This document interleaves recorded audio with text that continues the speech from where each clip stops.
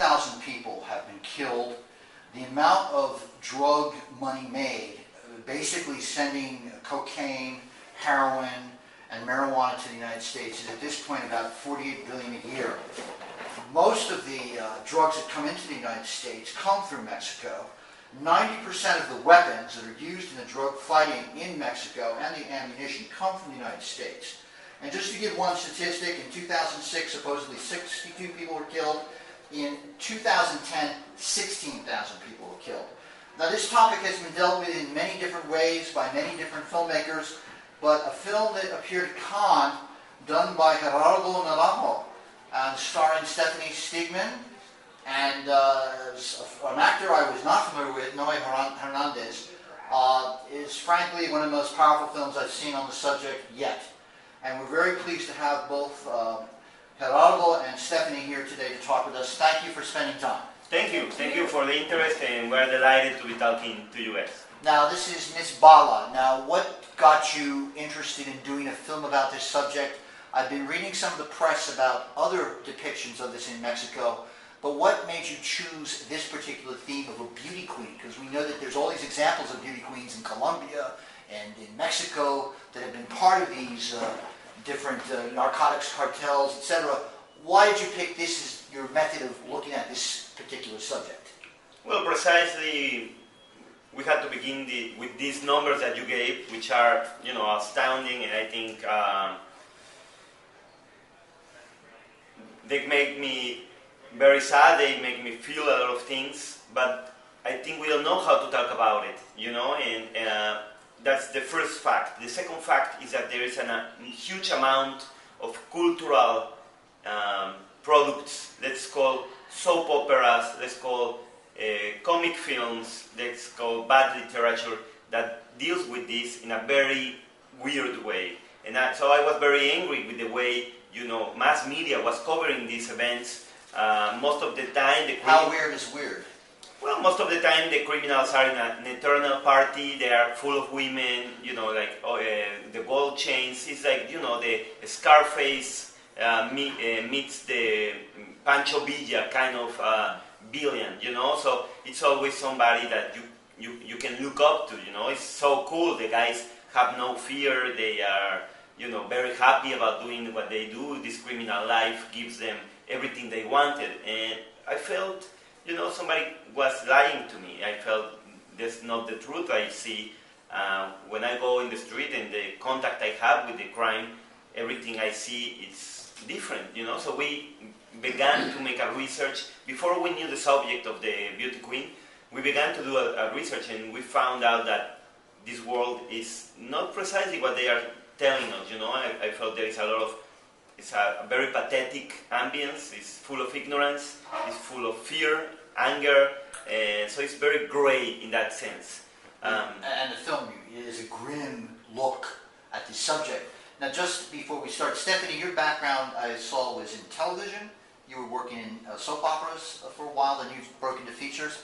Well, I never did a soap opera, but I studied in acting school. That it's the owners at the TV. Company. Gotcha, okay. How were you approached on this movie? Because you actually look like Laura Zuniga, the woman I assume this is based on. And it was quite astounding to see. I saw shots of her arrested in, Miss Hispanic America, and then you looked exactly like her. But how did Gerardo approach you on this subject, to act this role? Yeah, well, we started to talk about it, and he gave me a couple of movies that shows how he wanted the acting, like contained, not melodramatic and not like big, everything like really inside. So it was a hard process, but it was all together with Gerardo all the time. And I think the most important thing about this process was trusting what we were doing, because for me it was I needed to trust him and the crew, because I was going to this dark trip of this character that. Sometimes I was like so frustrated because I couldn't explode, because it's all like contained all the time, and it has a lot of things inside that in the script we took a lot of things out of the script, like a lot of dialogues and things, because it was more like showing this feeling and showing the things, not to say it because it's a lot of obvious things that you see, no? And yeah, basically. And Noe, you directed Noe Hernandez, but you didn't. You directed him, and you had, as far as I read, and you didn't direct Stephanie. Why did you do that? Well, it's a belief I have in, I think Mexico and Latin America has a virus that is called melodrama that has gone to very ridiculous stages where people, like everything is exaggerated. And I feel we have to recover the form because I think, when a person cries and is so excessive, I think you lose the meaning. Nothing matters anymore. Everything is just so exuberant that there is no communication. So I think what I want is to go back to the basics. What communicates, what gives you a feeling. In that sense, I made a plan. I don't like to direct by giving psychological states. I don't tell my actors what they should think. I think that's up to them.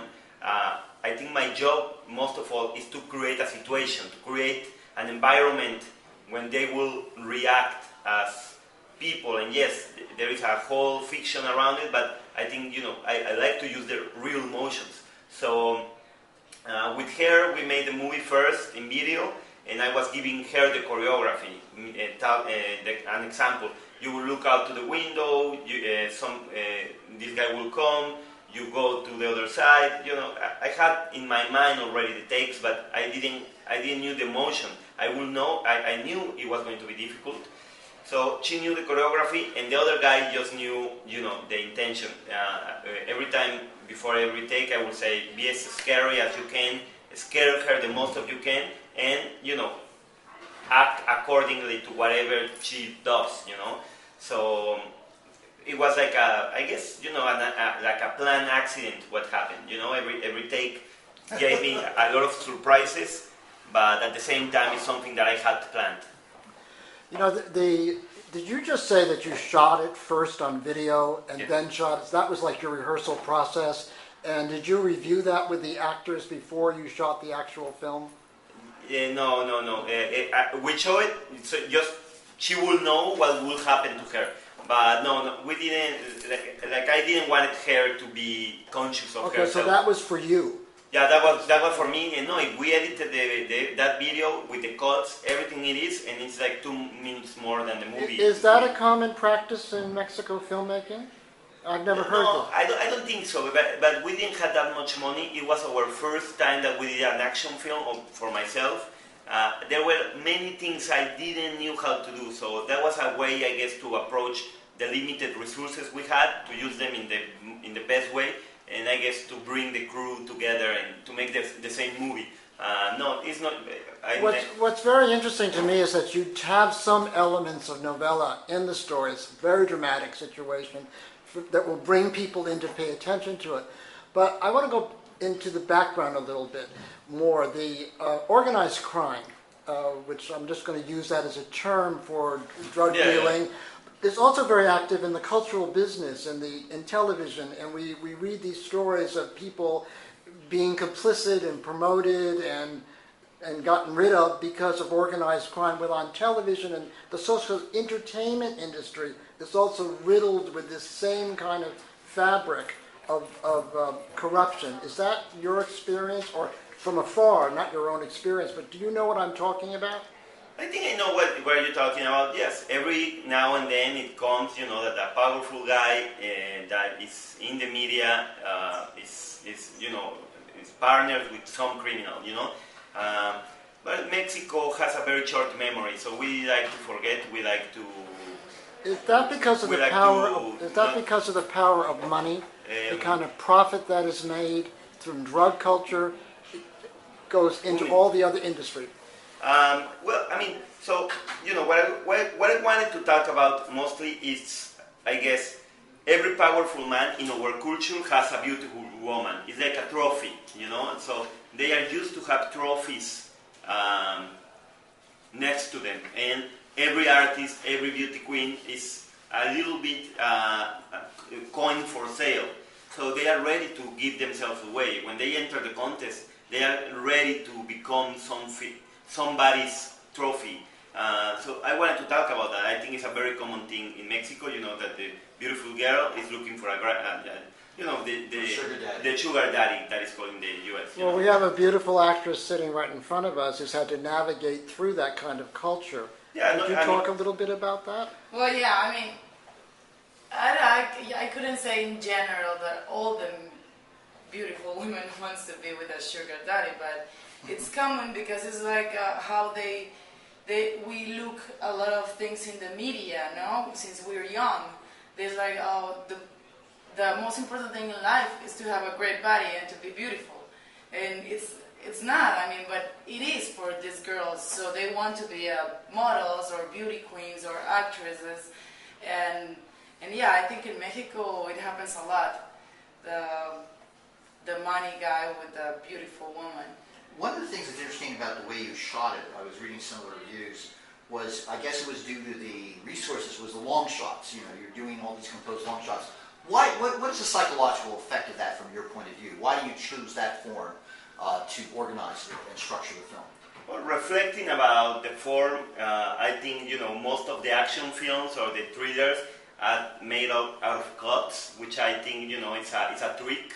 It's a trick that works, but I think, you know, I think it's a lazy way to also to shoot, you know, and it's something. It's a practice that comes pretty much from America, you know. I think it's a way American has educated us to live things, you know. So the cut is something we have in ourselves, and we said, what is gonna be the thing that is gonna talk through this movie? And I felt that the thing that was going to speak, since there is not much words or not much information, it was the ambience. I felt, you know, I think the atmosphere is the thing that is speaking and portraying the feeling we want to portray, which is, you know, fear and oppression.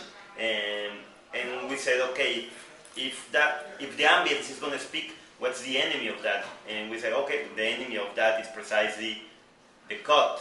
So we're going to try to extend that. When we want the ambience to be, you know, meaningful, we're going to extend those things as much as we can. Also, you know, for me it's very important, the filmmakers I admire use the off space in creative ways, and I think, you know, that the cinema of the future for me is that, you know, not showing everything but suggesting, trying to speak, to make your mind complete what is incomplete in the frame, you know. So for me, it's, you know, I think it's one of the magic qualities of cinema. So I try to use it. In that sense, we try to invite a Hungarian DP.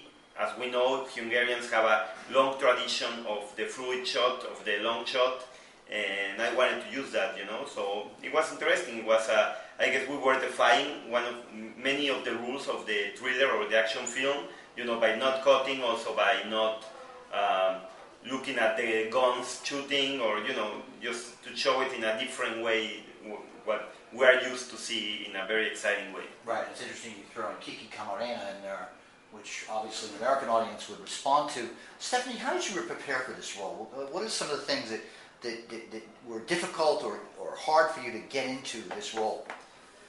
Well, I mean, it was emotionally and also physically, it was really tiring. But I think that it was hard, the long shot also, because you have to stay in that estado de ánimo, how do you say? State of consciousness? Yeah, Yes. oh, a lot of time. But I think it helped me also because it helped me to go deep in the character, because I was more time there without the cut. So I think somehow it helped me. And I was all days... It held continuity, yes. Exactly. And all days working like minimum 12 hours per day, so I think I was in the character all the time. Right, you were exhausted. Yeah, I was. Jim. You know, Traffic is a film that was made about the same kind of culture, but very much from the United States point of view. And in this film, it seemed pretty hopeless, the situation of how is Mexico going to get out of this trap of greed and violence, which has overwhelmed the country and the culture which you depict so vividly? Well, I mean, it's a very interesting question. I don't know if I have the answer. I think, as a filmmaker, I'm trying to portray, I think, a crisis in our spirit as a group. I think the saddest thing I think the movie speaks of is our lack of fraternity as a social group. What will have to happen? I think we need a spiritual revolution. I think we have to discover that a community it's you share you share responsibilities, and that you have to work for the other guy that you don't know, and you have to trust that the other guy will sacrifice things for you. And I don't think we have that concept. I think we've been educated in the very wrong idea that if you make a trick to get ahead of the other guy, you will advance faster. And I think this is something that the previous generation told us, and we were educated on that belief that we had to be getting ahead, each one individually and not by group. The economic situation in Mexico, how is that in the United States policy, the trade agreements that we have, how does that impact in your story? It's not in the front, but it seems to be somewhere in the back of the story. Yeah, I think, we have to remember we have the richest man in the world, and we have most probably the poorest. Mexico is a society that is based on, in the disadvantage. We don't have the same opportunities for everybody. So, I think the movie wants to talk about this sense that there is good Mexicans and bad Mexicans, and I don't know where the bad Mexicans come from, I think it's more a country that is not giving the same opportunity that creates these people that they know they will be killed eventually, but they decide to take the take of crime because that's the only way to get ahead in society, and so I think we have to re-examine the whole concept of what this country is offering, Well, I think one thing powerful in the film is that it conveys an emotional state of the average person feeling, which is hard for people to normally comprehend, because obviously the situation, if Americans had decriminalized marijuana and heroin and cocaine, there would be less likely this situation happening. How did you choose Noe Hernandez, who did an extraordinary performance? Well, he's the real deal. As Stephanie, I look for people that are hungry, that are willing to do, that are willing to go in a search for something we don't know. I didn't know how to make a movie of an action film. I didn't know how to make action scenes. I wanted her to not know how to do this role and to, examine herself and go through this trip with me. So Noe is the same thing. He's an actor that has been behind. He's never given a line to speak. He's an actor, but he was always an extra or a beat part. He was never important in the film. So I sensed in him, this urge to become something more than, to get the challenge, as I think Stephanie did. And for me, it's very important. I'm not interested in having an actor that knows already the answers, or, that is experienced and that thinks he's going to give me, half an hour of his life. I need somebody that go with me to this trip, One reaction I had to the film was I normally cover politics. So to me, this story unfortunately has been something I've dealt with. I was down in Juarez 7 years ago covering the issue of the missing women. And I wonder how much of this, in terms of this powerful film having an effect, will there be sort of a vicarious violence porn thing with a Western audience, and not the impact of really it sinking in, like how can this be allowed to happen in a society and have the destructiveness of these forces that you depict so powerfully in the performances that you guys do. I think, everybody can see, we have an ability, humans, to transform what we see, so yes, the movie has a layer of a thriller, of a suspense film. There is some people that even tell me, American people that tell me, what great villains you created, and it's like, no, this is not Freddy Krueger, these guys do live in Mexico, and we know them. You know, they eat next to us in the restaurant. They live in New York too. I can imagine. I can imagine. So, you know, I think everybody in his own consciousness can use the movie for whatever they want. You know, it can be just a ride, it can be just an entertaining thing, or it can be, you know, I guess a way to share some pain with the people that is actually suffering there. So, one of the things that intrigued me was the relationship between the boss and the beauty queen. He actually seemed to seduce her by being kind to her rather than rough to her. But your reaction from the never were you seduced by him, by his kindness. Could you talk a little bit about the choices made there, about he became a person who seemed to be needy? well, you have a theory about Lino. Which one? Well, I think it's, you can see this character Lino as a human. I mean, he's human, and we were talking about that cliches. It's not as a cliche. I think it's not about the bad guy and the good girl, or vice versa. It's just about being human, and there's something that Laura. I mean, something in Lino that wakes up because Laura exists. I don't know here. It's just like she made him human somehow. Feel something. I don't think it's love at all. And it takes He spares her. it takes it out of the novella sort of passion. It makes it more complicated, Yeah. the relationship, and in a sense more artistic in the way that both of these people are more dimensioned. Well, I think the guy, you know, Lino, I think he's a mentalist. I think he likes to play with Laura's brain, you know. He's always like putting her in, I mean, I think he knows the way things will turn out or the way she's gonna react.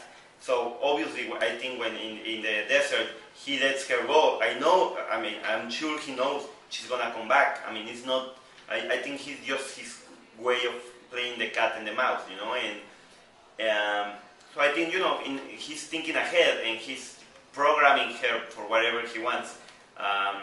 Also, I think there's a nice relationship that I think, I don't know if it's can be seen by the audience, that is like, he's a very small guy and Stefan is very tall, you know, so I think he's challenged by this woman that that is, you know, more than what he can handle, you know, and obviously we put this genital problem in him, so that would be also a challenge for his manhood.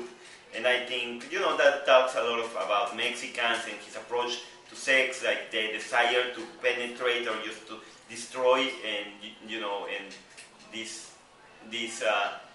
weakness in guys that, you know, you cannot possess beauty, you know, even if he, you know, have sex with her, like he cannot possess that beauty anyway, you know. So I think, you know, it's a little bit cruel to him. In your character, you stand up to him consistently. You do all the things that should have gotten you killed. Where does she find that defiance? And is that typical of a woman in that situation? Is that her way of seducing him? You're saying it's not typical? Is it? But I don't know. I mean, I think she's in a shock mostly all the time. And I think she reacts because of that. You don't know how you're going to react actually when you're in these situations. And I think I have a theory that she's slowly dying somehow all the film. And that's why she comes back. Just one last question I'd like to ask. You talked about there needs to be some kind of spiritual awakening as a resolution to this horrible cultural phenomenon. Could you talk a little bit about what you mean by that? Is it religious? Is it... No. I would never think that. I think, gladly Mexicans who got rid of religion in the Constitution some years ago, and I think, you know, that will be doomed with that. I mean, I think many of the problems come precisely from religion when we Mexicans think this is our cross and we have to suffer because there is another life where we will be happy, and I don't think so, you know. No, I think this crisis has a meaning. I think, you know, we had to get to the deepest of this crisis. We had to maybe self-destroy each other, and then we had to find a way to become a society that works together. You know, I truly believe this thing I told you, that we were we were educated on the idea of the trick of not respecting the law. And I think this is the climax. I think this is the result of all these years of this education, of not being good, of not being members of a community. I think we had to I guess, this way of living has to collapse. We had to go into a deeper crisis, and I think from then, new generations have to start learning how to become a country. Well, we've been very happy to have talked to Stephanie Sigman, who's the star actress in the movie Miss Bala, and Gerardo Naranjo, who is the director of the film. Thank you. When will it be appearing? Has it appeared in Mexico yet? It appeared in Mexico. It's been super controversial. I mean, How? It's a box office, but there is a lot of people that thinks the movie talks bad about Mexico, and that we shouldn't be promoting the movie because it gives a bad light. And that's precisely what we want. Obviously, we want the controversy, we want the discussion, we want arguments, and we want to start talking about it and not look to the other side. Your final words, Stephanie.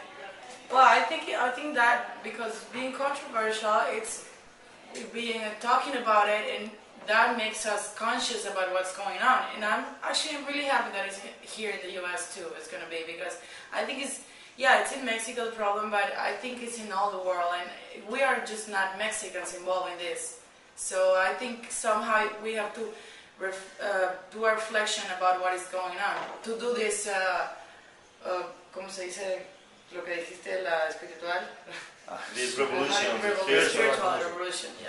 Well, in my opinion, if you guys don't get nominated for the best foreign film in the Academy, they got their head cabezas in the wrong place. Do you have a chance with the Mexicans doing that, because Mexico has to submit that? They submitted already. They did. So you are the Mexicans. Yeah. Congratulations. Yeah, Thank you. Yeah, well, still a long way to go. Well, I think